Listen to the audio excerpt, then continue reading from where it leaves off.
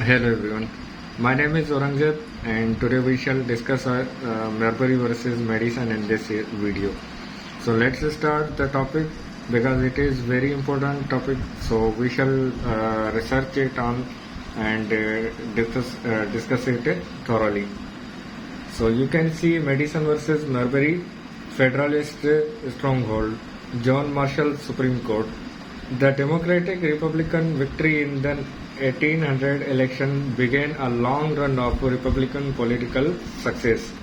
In spite of Federalists' departure from the elective offices, they remained a powerful force in American life, especially through their leading position among federal judges. In the final months of Adams' administration, he enlarged the federal judiciary and appointed many new judges. In the view of Governor Morris, a Federalist senator from New York, this created an independent judiciary necessary to save the people from their most dangerous enemy, themselves. In sharp contrast, Democratic Republicans were appalled by the midnight appointments that tried to continue Federalist influence despite their election loss. In Jefferson's view, the Federalists retired into the judiciary as a stronghold, and from that battery, all the works of republicanism are to be beaten down and destroyed. As in so many areas, the two political parties fundamentally disagreed. The most influential of Adams' final judicial appointments in 1801 was naming John Marshall as a Chief Justice of the Supreme Court. He held that position until his death in 1835, and relationship of shaped the court's decisions and dramatically raised its stature. His powerful actions as Chief Justice set the Supreme Court on a course it has continued to follow for the next 2 centuries. Marshall was guided by a strong commitment to judicial power and by a belief in the supremacy of national or state legislatures.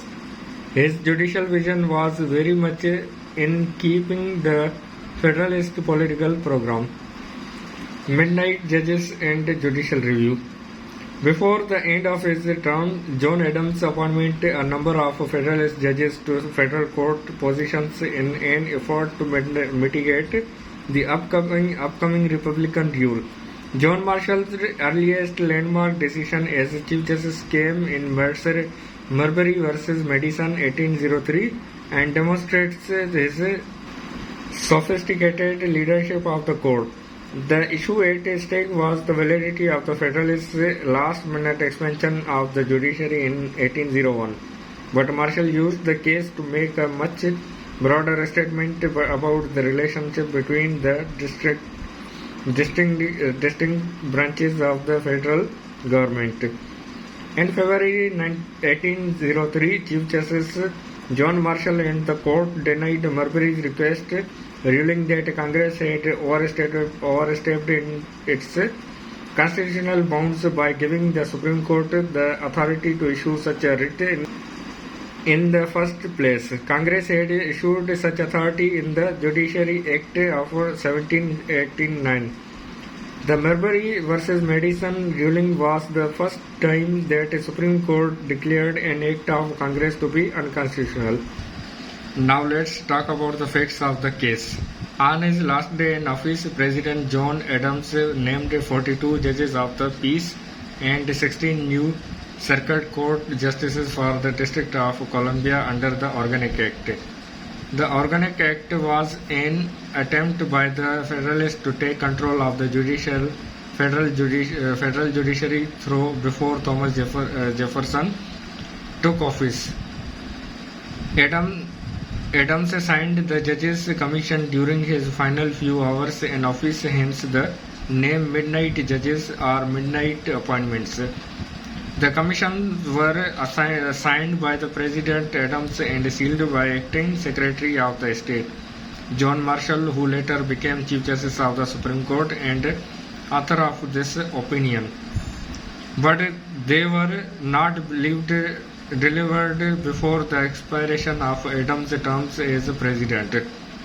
Thomas Jefferson refused to honor the commissions, claiming that they were invalid because they had not been delivered by the end of Adams' term.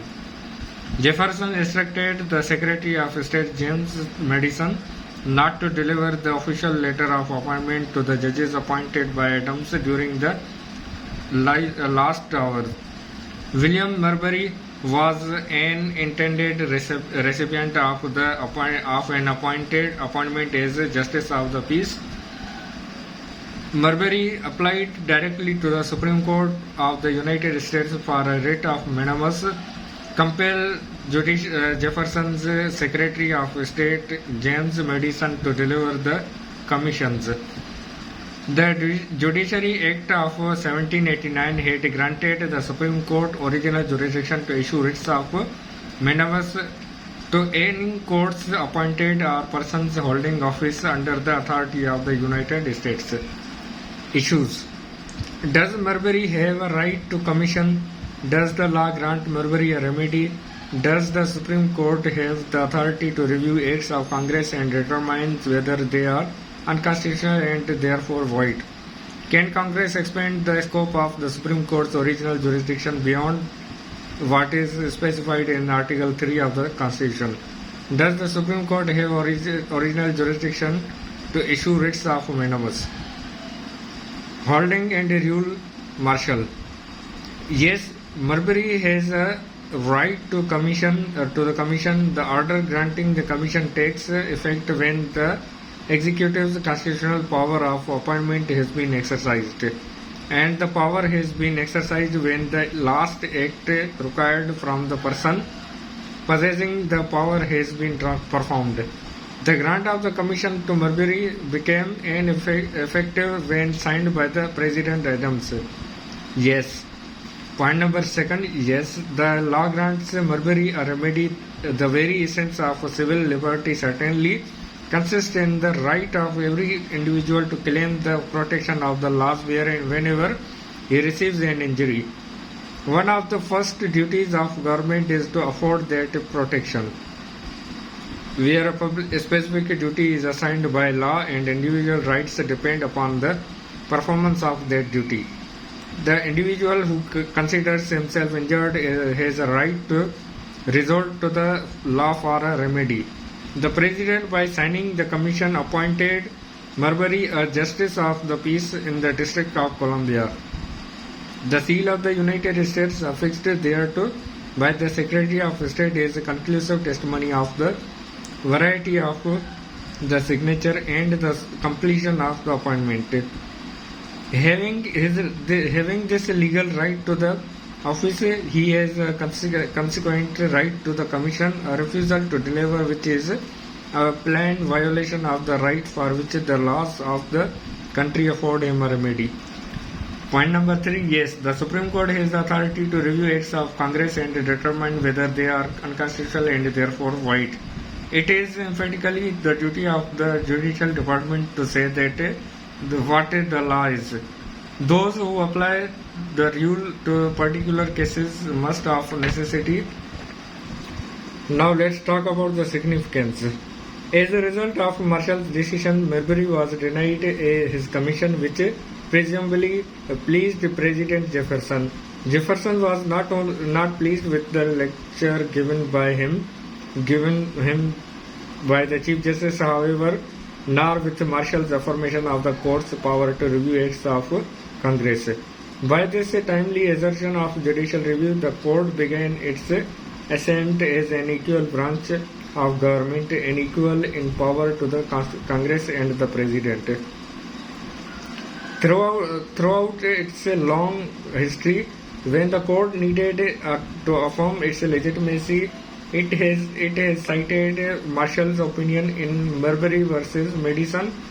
The great power of the federal judiciary and especially of the Supreme Court to carry out judicial review becomes as much effective as President's veto. The Marshall Court, this decision in particular established the principle of the judicial review, whereby congressional laws and executive actions may be judged by the Supreme Court to be within the bounds of the Constitution. So I am ending here and see you in the next video. Take care. Thank you.